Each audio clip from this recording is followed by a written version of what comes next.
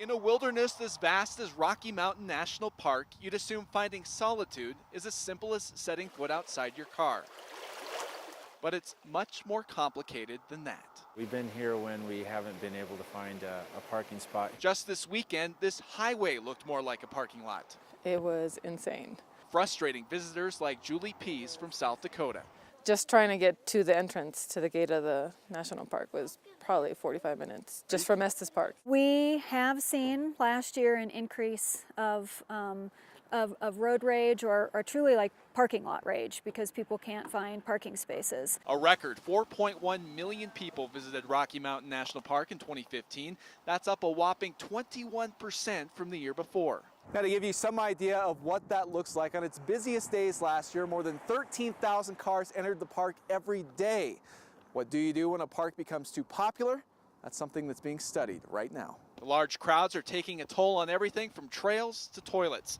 So the Park Service is studying several options to mitigate the impact. Everything from more shuttles and added parking lots to even limiting traffic on some of the park's more popular roads. We had to do that last summer on occasion where we had such congestion on Old Fall River Road dumping into Alpine Visitor Center that we had to temporarily restrict visitor access on the road until the congestion cleared out. And the Park Service is considering even more drastic measures elsewhere, like daily caps on visitors and even requiring reservations to enter the parks. They shouldn't limit the daily use. I think that it'll take care of itself. Difficult and perhaps unpopular decisions, but ones that will need to be made to prevent this peaceful paradise from being overrun by visitors. In Rocky Mountain National Park, Kagan Harsha, Fox 31 Denver. He's everything. He's our son. He really is. He's our boy. But 2 years ago, Stephen Conyers almost lost Otis. Stuck his nose in a bush, and we weren't really sure what happened until he started dragging along. He'd been bitten by a rattlesnake. We saw 2 puncture marks in his cheek here. His face was really swelled up. He wasn't himself. He didn't recognize any of us. On top of the worry, he was stuck with a huge vet bill. It was in the thousands. And he isn't the only one. We see probably 20 to 30 snake bites a year. Veterinarian Todd Rezick says the snakes in Colorado usually aren't deadly, but preventing a bite is much easier than treating one. The only way to train your dog to stay away from rattlesnakes is to train your dog with rattlesnakes. You see them catch that scent, just like a magnet, just reels them right into them. Julian Westlow has been coming to Colorado for almost 25 years to teach de-snaking courses put on by the Colorado Gun Dog Club. We teach the dog to build a circle around that snake. He lets the dogs get within inches of live rattlesnakes. The snake has an odor that a dog can't resist. They spray a musk on the ground. So they can learn the smell and the sound. And after a few minutes with a shock collar, I don't want to come back there now. No, I don't. dogs like Otis know to get as far away from the rattler as possible. He got the message. When we walked past that snake, he didn't want anything to do with it. Westlow has saved thousands of lives over the years with his classes. And it also saves your dog, but it can save you because they're going to let you know the snake is there. Because a dog can smell a rattlesnake long before you can hear one. Ashley Michaels, Fox 31 Denver. People are still trying to comprehend this. Comprehension comes with questions. Didn't expect that, did you? And at the Rustic Station in Bailey, there's one question everyone has been asking. Are you okay? Are you okay?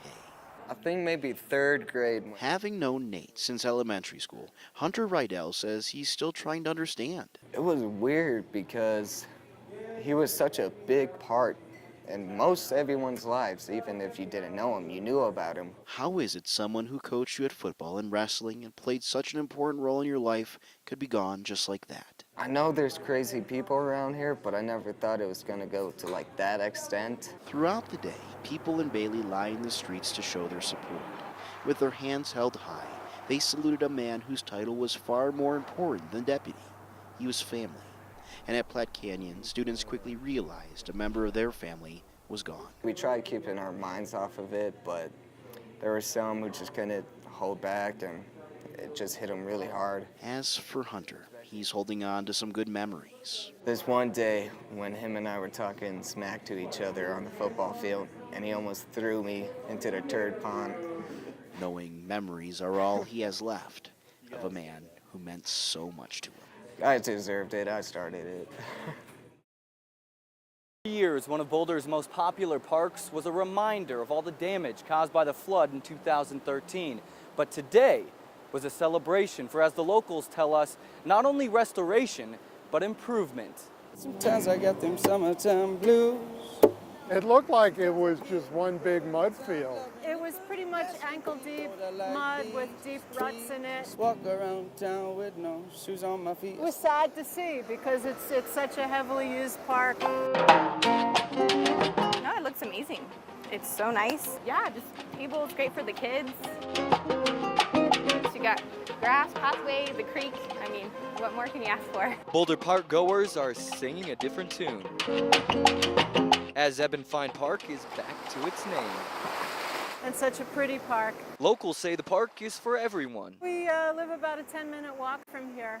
It's always filled with college students and families alike. Night days and weekends, it's extremely busy. I think people come from other areas, not just Boulder. So the city made it a point to clean it up as part of a project Boulder voters approved in 2014. It's something that we had on the radar for quite some time. The new look not only improved access to Boulder Creek, but is also helping restore nature's beauty. When you have areas that are eroding, all of those particles get into the waterways and degrade the water quality. To me, that's more important than just quickly rebuilding the same roads and parks that are going to get flooded out in the same event.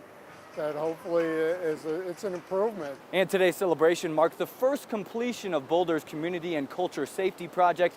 There are about 15 other projects currently in the works. In Boulder, Drew Winglebart, Fox 31 Denver.